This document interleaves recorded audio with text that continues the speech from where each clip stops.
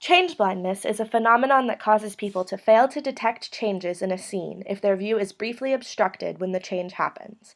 According to Marr, people's visual perception of the world is based on representations of the visual stimuli that are encoded at the retina. These representations, however, are not perfect, and this occasionally leads to mistakes like change blindness.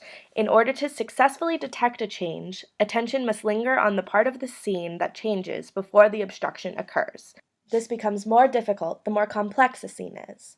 With more objects in a scene, there are more potential targets for change, and the less likely it becomes that an observer will pay any prolonged attention to the object that will change. The increased complexity limits the amount of time the observer spends looking at any given object because the eyes shift focus more frequently. A study by Simons and Levin tested whether change blindness would occur when a door was carried between a participant and an experimenter.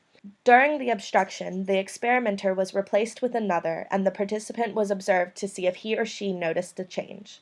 Roughly half the participants did not notice the switch.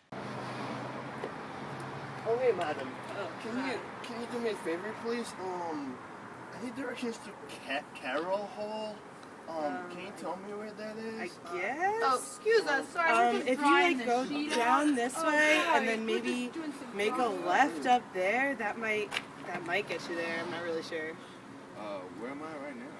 I think we're in Franklin. Alright, well, thanks anyway. Yeah, no problem. Clueless. Richard asked Allie for directions, and while she was giving them, Paige and John walked between them with a large sheet, obstructing Allie's view. During the obstruction, John and Richard switched places, but Allie didn't notice the change. This happened because most of Allie's attention was on giving the directions and not on Richard, so she was blind to the change, even though it seemed obvious.